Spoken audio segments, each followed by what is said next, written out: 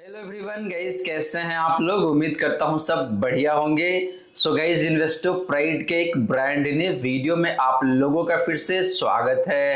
And guys, आज के इस वीडियो में हम लोग बात करने वाले हैं best performing mid cap mutual funds के बारे में। जी हाँ दोस्तों, आपने बिल्कुल सही सुना।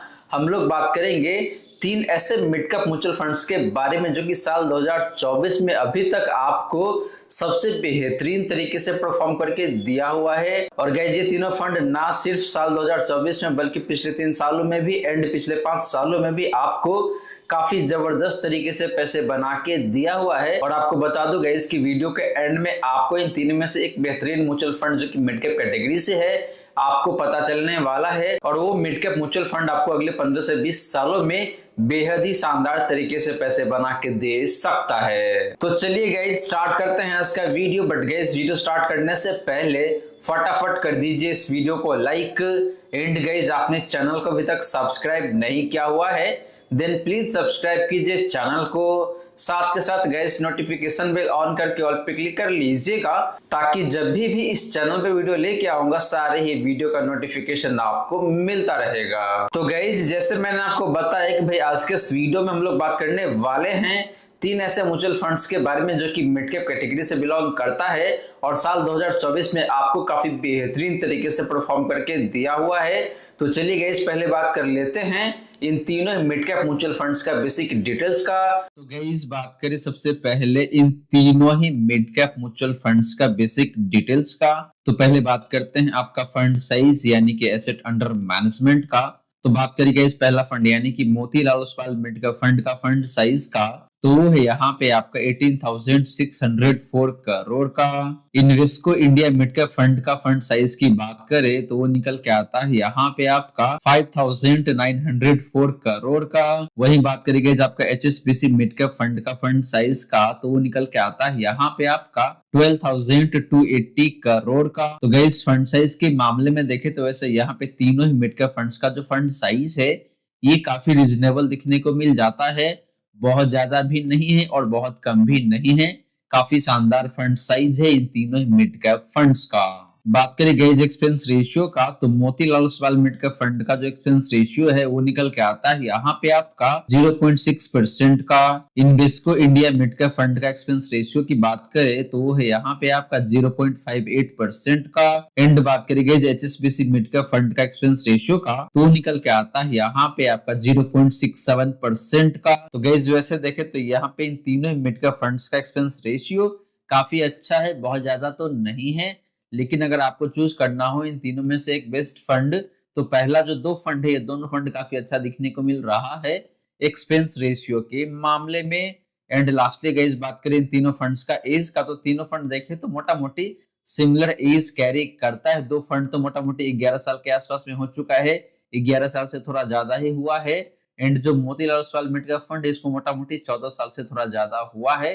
तो एज वाइज देखें तो तीनों ही फंड्स काफी शानदार है, कहीं कोई दिक्कत वाली बात नहीं है यहाँ पे। तो गाइज, ये रही बात आपका इन तीनों ही मिड कैप म्यूचुअल फंड्स का बेसिक डिटेल्स का। और गाइज यहाँ पे देखें तो ओवरऑल तीनों ही फंड्स काफी शानदार दिखने को मिल जाता है, कहीं कोई दिक्कत वाली बात नहीं है। वो चाहे बात करें आप फंड साइज का या फिर एक्सपेंस रेशियो का या फिर एज का। आप चलिए गाइज बात कर लेते हैं इन तीनों मिड कैप म्यूचुअल फंड्स का हिस्टोरिकल रिटर्न का, और देखते हैं कि पिछले 1 साल में, पिछले 3 सालों में एंड पिछले 5 सालों में इन तीनों में से कौन सा म्यूचुअल फंड है मिड कैप कैटेगरी का जिसने आपको बेहतरीन तरीके से परफॉर्म करके दिया हुआ है।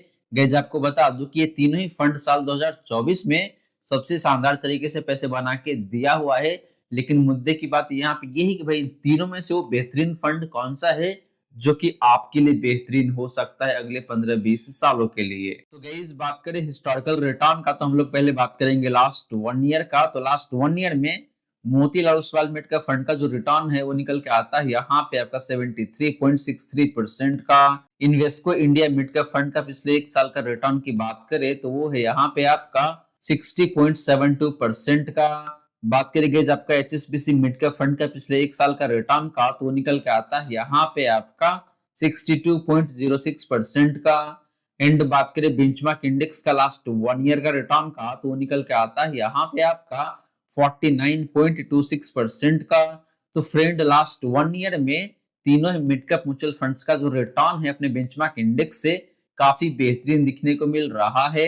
स्पेशली बात करें Motilal Oswal mid cap fund का, तो इसका रिटर्न लास्ट 1 ईयर में बेहद ही शानदार दिखने को मिल जाता है, मोटा मोटी 74% के आसपास में। एंड आपका जो Invesco India mid cap fund है and HSBC mid cap fund, इन दोनों फंड्स का जो रिटर्न है वो ऑलमोस्ट सिमिलर सा ही दिखने को मिल रहा है यहाँ पे। तो लास्ट 1 ईयर में Motilal Oswal mid cap fund का परफॉर्मेंस काफी शानदार दिखने को मिल जाता है। बात करें गाइस पिछले 3 सालों का रिटर्न का, तो Motilal Oswal mid cap fund का जो रिटर्न है पिछले 3 सालों का वो निकल के आता है यहाँ पे आपका 36.49% का। Invesco India mid cap fund का पिछले 3 सालों का रिटर्न की बात करें तो वो है यहाँ पे आपका 25.33% का। एचएसबीसी मिड कैप फंड का पिछले 3 सालों का रिटर्न की बात करें तो वो निकल के आता है यहाँ पे आपका 24.53% का। एंड बात करें गाइस बेंचमार्क इंडेक्स का पिछले 3 सालों का रिटर्न का, तो वो निकल के आता है यहाँ पे आपका 22.89% का। तो guys similar to last 1 year पिछले 3 सालों में भी देखे तो यहाँ पे इन तीनों मिड कैप म्यूचुअल फंड्स का रिटर्न अपने बेंचमार्क इंडेक्स से काफी अच्छा ही दिखने को मिल जाता है। लेकिन बात करें इन तीनों में से एक बेहतरीन फंड का जिसका रिटर्न पिछले 3 सालों में सबसे शानदार है, तो वो फंड है यहाँ पे आपके लिए Motilal Oswal mid cap fund, जिसने आपको मोटा मोटी 36.5% के आसपास में रिटर्न बना के दिया हुआ है पिछले 3 सालों में। बात करी गई पिछले 5 सालों का रिटर्न का, तो Motilal Oswal mid cap fund का जो रिटर्न है पिछले 5 सालों का वो निकल के आता है यहाँ पे आपका 35.86% का। Invesco India mid cap fund का पिछले 5 सालों का रिटर्न की बात करें तो निकल के आता है यहाँ पे आपका 31.45% का। वहीं बात करें गाइस आपका एचएसबीसी मिड कैप फंड का पिछले 5 सालों का रिटर्न का, तो निकल के आता है यहाँ पे आपका 28.58% का। एंड बात करें गाइस बेंचमार्क इंडेक्स का पिछले 5 सालों का रिटर्न का, तो निकल के आता है यहाँ पे आपका 32.24% का। तो फ्रेंड पिछले 5 सालों में देखे तो यहाँ पे आपका जो पहला फंड है यानी कि Motilal Oswal mid cap fund, इसका परफॉर्मेंस काफी शानदार दिखने को मिल जाता है, क्योंकि इस फंड ने अपने बेंचमार्क इंडेक्स को एंड बाकी का जो 2 मिड कैप फंड्स है उसको भी काफी अच्छे खासे मार्जिन से बीट किया हुआ है। तो गाइस ये रही बात आपका इन तीनों मिड कैप म्यूचुअल फंड्स का हिस्टोरिकल रिटर्न का। और गाइस यहाँ पे देखे तो लास्ट 1 ईयर में एंड लास्ट 3 ईयर में तीनों ही मिड कैप फंड्स का रिटर्न काफी शानदार है। लेकिन जैसे ही आप बात करते हैं पिछले 5 सालों का, तो यहाँ पे Motilal Oswal mid cap fund एक इकलौता फंड है जिसने अपने बेंचमार्क इंडेक्स को बीट किया हुआ है। एंड आपका जो बाकी का 2 फंड है इन दोनों फंड्स ने अपने बेंचमार्क इंडेक्स को अंडर परफॉर्म करा हुआ है। तो ओवरऑल देखे तो हर एक टाइम फ्रेम में Motilal Oswal mid cap fund का परफॉर्मेंस काफी शानदार दिखने को मिल जाता है। अब चलिए गाइस बात कर लेते हैं इन तीनों मिड कैप म्यूचुअल फंड्स का रिस्क रेशियोज का, और देखते हैं कि भाई कौन सा फंड आपके लिए कितना हाई रिस्की है और कौन सा फंड आपके लिए कम रिस्की होने वाला है। तो गाइस बात करें रिस्क रेशियोज का, तो पहले बात करते हैं आपका स्टैंडर्ड डिवीजन का, यानी कि कौन सा फंड का वोलेटिलिटी कितना ज्यादा है। तो बात करें पहला फंड यानी कि Motilal Oswal mid cap fund का स्टैंडर्ड डिवीजन का, तो निकल के आता है यहाँ पे आपका 14.86 का। Invesco India mid cap fund का स्टैंडर्ड डिवीजन की बात करें तो निकल के आता है यहाँ पे आपका 14.13 का। बात करें guys HSBC mid cap fund का स्टैंडर्ड डिवीजन का, तो निकल के आता है यहाँ पे आपका 12.78 का। एंड बात करें कैटेगरी एवरेज का स्टैंडर्ड डिवीजन का, तो निकल के आता है यहाँ पे आपका 14.16 का। तो गाइस रिटर्न की वोलेटिलिटी के मामले में देखे तो यहाँ पे एचएसबीसी मिड कैप फंड सबसे बेहतरीन दिखने को मिल जाता है, क्योंकि इस फंड का स्टैंडर्ड डिवीजन सबसे कम है, यानी कि इस फंड का जो रिटर्न हो काफी कम वोलेटाइल रहता है अपने कैटेगरी एवरेज के कंपैरिजन में भी एंड बाकी के 2 फंड के कंपैरिजन में भी। बात करें गाइस शार्प रेशियो का, तो Motilal Oswal mid cap fund का जो शार्प रेशियो है वो निकल के आता है यहाँ पे आपका 1.9 का। Invesco India mid cap fund का शार्प रेशियो की बात करें तो निकल के आता है यहाँ पे आपका 1.42 का। एचएसबीसी मिड कैप फंड का शार्प रेशियो की बात करें तो ये भी 1.42 का ही दिखने को मिल रहा है। एंड बात करें कैटेगरी एवरेज का शार्प रेशियो का, तो निकल के आता है यहाँ पे आपका 1.28 का। तो गाइस शार्प रेशियो के मामले में भी देखे तो यहाँ पे वैसे तीनों फंड काफी अच्छा दिखने को मिल जाता है। लेकिन बात करें इन तीनों में से एक बेहतरीन फंड का जिसका शार्प रेशियो सबसे ज्यादा है, तो वो फंड है यहाँ पे आपके लिए Motilal Oswal mid cap fund. और गाइस आपको बता दूं कि जिस फंड का शार्प रेशियो जितना ज्यादा होता है उतना ही बेहतर माना जाता है। इससे ये पता चलता है कि भाई उस फंड का जो रिटर्न है अपने रिस्क के कंपैरिजन में काफी बेहतरीन निकल के आता है। तो यहाँ पे Motilal Oswal mid cap fund का जो शार्प रेशियो है ये काफी बेहतरीन दिखने को मिल जाता है। लास्टली गाइस बात करें अल्फा का, यानी कि भाई अपने बेंचमार्क इंडेक्स के कंपैरिजन में कौन सा फंड का परफॉर्मेंस कितना बेहतर है। तो पहले बात करते हैं Motilal Oswal mid cap fund का अल्फा का, तो निकल के आता है यहाँ पे आपका 12.17% का। Invesco India mid cap fund का अल्फा की बात करें तो वो निकल के आता है यहाँ पे आपका 2.71% का। एचएसबीसी मिड कैप फंड का अल्फा की बात करें तो वो निकल के आता है यहाँ पे आपका 2.71% का ही। एंड बात करेंगे इस कैटेगरी एवरेज का अल्फा का, तो निकल के आता है यहाँ पे आपका 0.81% का। तो गाइस अल्फा भी देखें तो वैसे तीनों फंड्स का अपनी कैटेगरी एवरेज से काफी अच्छा दिखने को मिल जाता है, लेकिन बात करें इन तीनों में से एक बेहतरीन फंड का जिसका अल्फा सबसे बेहतरीन है, तो वो फंड यहाँ पे आपके लिए Motilal Oswal mid cap fund जिसका अल्फा 12.17% का है। यानी कि ये फंड पिछले 3 सालों में अपने बेंचमार्क इंडेक्स को एनुअल बेसिस पे 12.17% के हिसाब से बीट किया हुआ है। तो गाइस ये रही बात आपका इन तीनों मिड कैप म्यूचुअल फंड्स का डिफरेंट रिस्क रेशियोज का। और गाइस यहाँ पे देखें तो ओवरऑल तीनों ही फंड काफी अच्छा दिखने को मिल जाता है, लेकिन बात करेगा जिन तीनों में से एक बेहतरीन फंड का, तो मुझे यहाँ पे Motilal Oswal mid cap fund सबसे बेहतरीन दिखने को मिलता है, क्योंकि इस फंड का शार्प रेशियो काफी शानदार है। अल्फा देखे तो सबसे बेहतरीन निकल के आ रहा है। हाँ ये बात जरूर है कि भाई इस फंड का जो रिटर्न की वोलेटिलिटी है वो थोड़ा सा ज्यादा दिखने को मिल जाता है। तो रिटर्न की वोलेटिलिटी ज्यादा है तो यहाँ पे आपको रिटर्न भी ज्यादा मिलता है। तो दोनों चीज है कि भाई रिस्क लेवल थोड़ा सा ज्यादा है तो आपको रिटर्न भी अच्छा कमा के देता है ये पर्टिकुलर म्यूचुअल फंड। तो मेरे हिसाब से देखे तो यहाँ पे रिस्क रेशियोज के मामले में मोतीलाल ओसवाल मिड का फंड सबसे शानदार दिखने को मिल जाता है। आप चलिए गाइस बात करते हैं कि जब मार्केट में तेजी रहता है या फिर कह लीजिए मार्केट में जब काफी तेज गिरावट आती है तो उस केस में कौन सा फंड जो कि कम गिरता है। तो गाइस बात करें कैप्चर रेशियो का, तो पहले बात करेंगे यहाँ पे मैक्सिमम ड्रॉ डाउन का, यानी कि पास्ट में एक सर्टेन टाइम फ्रेम में कौन सा मिड कैप म्यूचुअल फंड है जो कि ज्यादा गिरावट आपको दिखाता है। तो पहले बात करते हैं Motilal Oswal mid cap fund का मैक्सिमम ड्रॉ डाउन का, तो वो निकल के आता है यहाँ पे आपका -8.9% का। यानी कि ये फंड मोटा मोटी एक सर्टेन टाइम फ्रेम में पास्ट में 9% का गिरावट दिखा चुका है। Invesco India mid cap fund का मैक्सिमम ड्रॉ डाउन की बात करें तो वो निकल के आता है यहाँ पे आपका -13.91% का। यानी कि ये फंड पास्ट में आपको मोटा मोटी 14% के आसपास का गिरावट दिखा चुका है।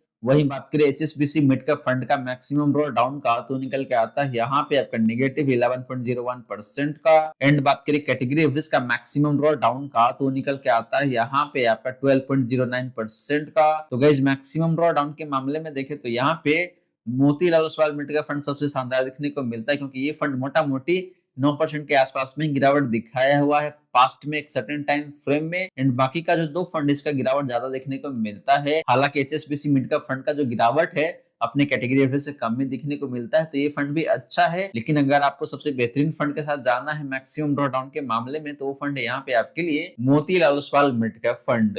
बात करी गई अपसाइड रेशियो का, यानी कि जब मार्केट में काफी तेजी रहता है तो उस केस में कौन सा मिड कैप म्यूचुअल फंड है जो कि आपको ज्यादा प्रॉफिट बना के देता है अपने बेंचमार्क इंडेक्स के कंपैरिजन में। तो यहाँ पे पहले बात करते हैं Motilal Oswal mid cap fund का ऑफसेट रेशियो का, तो निकल के आता है आपका 108 का। Invesco India mid cap fund का ऑफसेट रेशियो की बात करें तो वो है यहाँ पे आपका 98 का।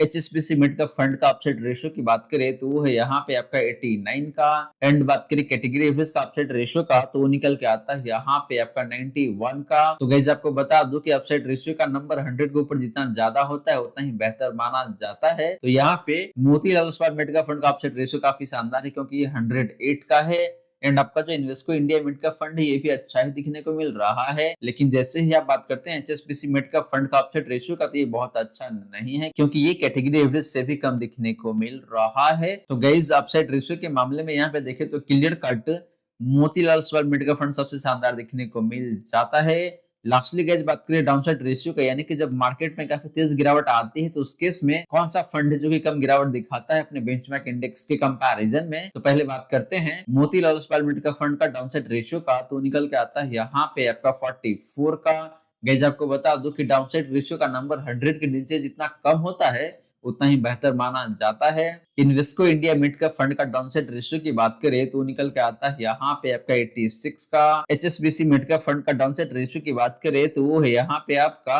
72 का। एंड बात करें कैटेगरी एवरेज का डाउनसाइड रेशियो का, तो निकल के आता है यहाँ पे आपका 87 का। तो गाइस डाउनसाइड रेशियो के मामले में भी देखें तो यहाँ पे again Motilal Oswal mid cap fund सबसे शानदार दिखने को मिल जाता है, क्योंकि इस फंड का डाउनसाइड रेशियो सिर्फ 44 का ही दिखने को मिल रहा है।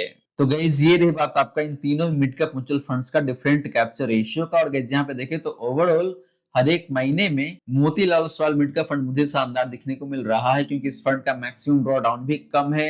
अपसाइड रेशियो भी देखे तो सबसे बेहतरीन दिखने को मिलता है एंड डाउनसाइड रेशियो भी देखे तो सबसे कम दिखने को मिल रहा है। तो हर एक पैरामीटर पे मोतीलाल ओसवाल मिड का फंड मुझे काफी शानदार दिखने को मिल जाता है। तो गाइस ये रही सारी की सारी बातें जो हमने किया इसके वीडियो में, और यहाँ पे मैंने आपको 3 मिड कैप म्यूचुअल फंड्स के बारे में काफी शानदार तरीके से एक्सप्लेन करके बताया है। और गाइस ये तीनों मिड कैप म्यूचुअल फंड्स साल 2024 में काफी बेहतरीन तरीके से आपको पैसे बना के दिया हुआ है एंड पिछले 3 सालों में भी देखें तो काफी शानदार तरीके से पैसे बना के दिया हुआ है।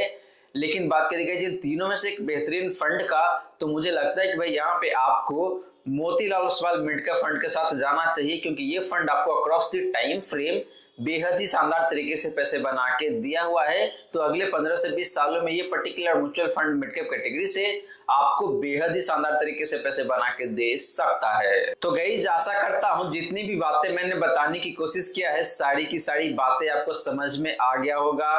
मन में अगर कोई डाउट है या फिर कोई क्वेश्चन है तो कमेंट सेक्शन में पूछ लीजिए। वहीं गाइस वीडियो अच्छी लगी हो या फिर वीडियो थोड़ा सा भी हेल्पफुल हो आप सभी को, देन प्लीज वीडियो को लाइक करके अप्रिशिएट करें। एंड गाइज आपने चैनल को अभी तक सब्सक्राइब नहीं किया हुआ है देन प्लीज सब्सक्राइब कीजिए चैनल को। साथ के साथ गाइज नोटिफिकेशन बेल ऑन करके ऑल पे क्लिक कर लीजिएगा, ताकि जब भी इस चैनल पे वीडियो लेके आऊंगा सारे ही वीडियो का नोटिफिकेशन आपको मिलता रहेगा। So guys thank you so much for watching this video. मिलते हैं अगले वीडियो में। जय हिंद जय भारत।